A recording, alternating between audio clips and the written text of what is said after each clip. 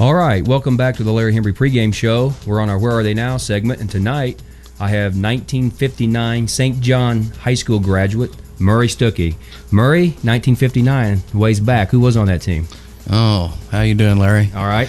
1959, Skipper Ackerman, myself, Tim Natte, Carol Holland. Boy, you are going back. How about Ward Smith? Was he on that Ward team? Smith, Billie Jean Bloodsaw, Wenzel. Let's see. Was there another Natte on that team? Tony Natte, yeah, Tony which Natte. he's at Washington now. Right. Tim's brother. Well, with Skip Ackerman and Tim Natte, big question I'd have is, did you ever get to shoot the basketball? Oh, yeah, I got my turn. Poor old Tim had to pass. Tim had to pass? Well, 1959 at St. John's, did you guys ever have the opportunity to play Loogootee during the regular season? No, unfortunately, I never did get to play against Loogootee all my 4 years of high school, which I always wanted to, but that was part of it, just school ground ball. School ground ball. And now, how'd you guys do in the sectional during your tenure there at St. John's? My biggest highlight probably all the time I played was when I was a sophomore year. Me and Skipper Ackerman both started on the team, and we had two juniors. Mike Van Hoy, Larry Reynolds started, and Dave Kropp was the only senior, which me and him played guard, and we played the Plainville Midgets, which had one of the top scorers in the state yet today, Weasel Bateman. Lloyd Bateman was his real name. And we upset them in the sectional that year, and they was rated all the way up in the top 5 all year long. That was probably my biggest highlight. And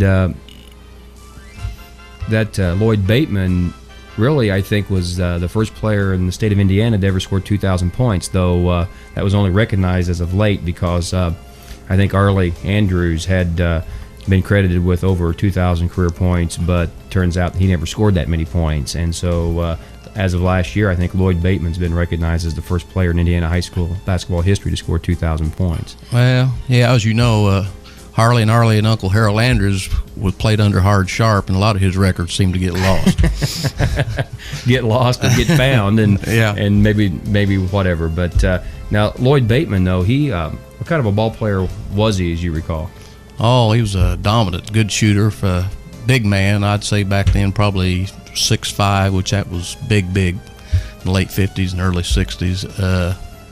A real good shooter, and I think his age caught him. He got too old to play before he got out of school, but That's happened to a few of them over the years. Yeah.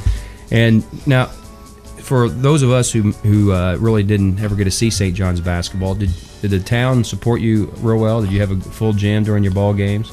Yeah, for having two schools in town, it was really a tremendous turnout. I don't know, it seemed like had a lot of hard-nosed fans back then too. And of course, when Loogootee consolidated and got on the bandwagon, it took over, but it was pretty good for back those times, having that two small schools in this small of a town.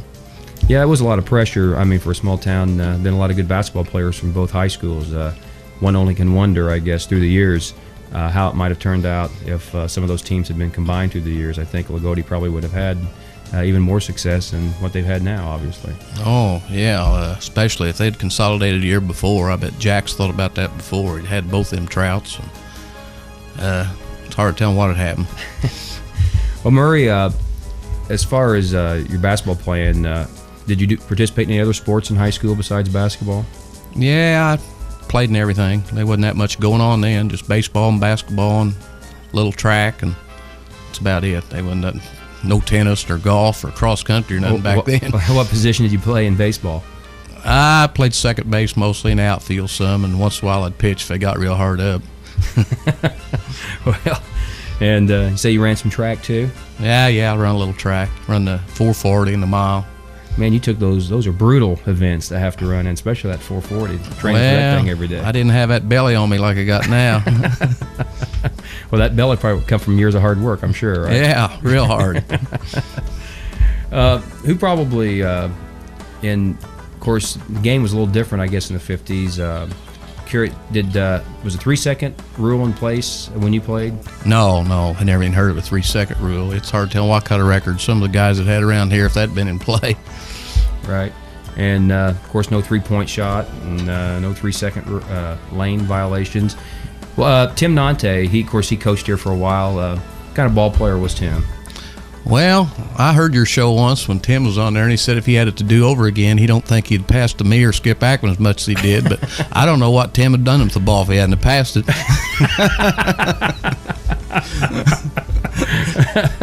Well, indicated that he may not have been that great of a shooter. Sure, tried to give me a lot of advice about shooting the basketball when he was a B team coach. Yeah, I bet he did. He coached a little better than he shot. Well, Murray, when you graduated in '59, what'd you do with yourself over the years? Well, I went to school a little while in Indianapolis, and after I got out of that, I was waiting around. Of course, Vietnam was hot and heavy, and he was afraid to do too much. He knew he was going there, so I did put 2 years in the Army. And I worked for the state highway for about a year and a half before I went in the Army. And then I come back and piddled around down at my dad's place a while and helped him. And I ended up going back to work for the state. And here I retired about 2 years ago from the state highway. I put 33 years in there out of Indianapolis and traveled. And I've been retired and reopened my dad's place back up. And here I am. That's right. And I've went in and opportunity to shoot on those old pool tables. I tell you, those are still some of the best pool tables around. Yeah, there's probably not a week goes by somebody don't come in and try to buy one of them, but yeah, they're not eating nothing. I was going to say, that 9-foot table's not for sale? No.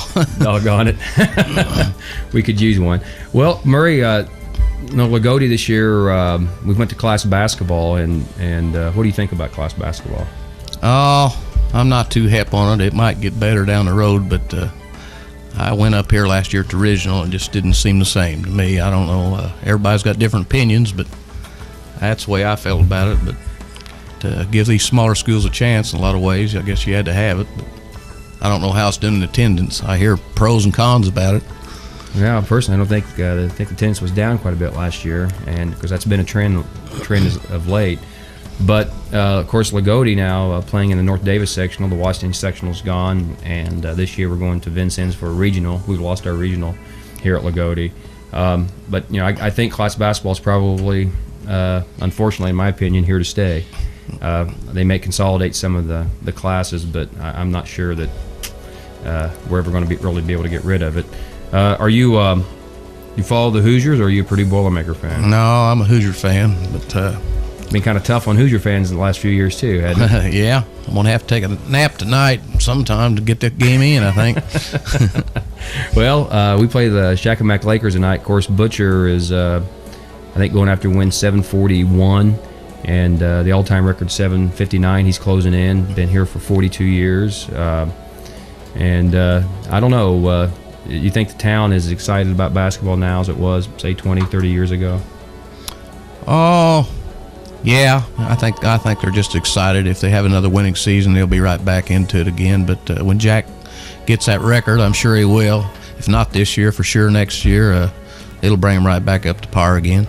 Well, Murray, as far as graduating in '59, how do you think do you think back about playing basketball? Do you miss it? Is that a period of your life you'd like to do over again, or are you glad it's gone? Oh, yeah, I'd love to do it over again. I do a lot of things a lot different, but I'd love to do it over again. According to Tim Nante, he'd do a lot of things different too. I hear that.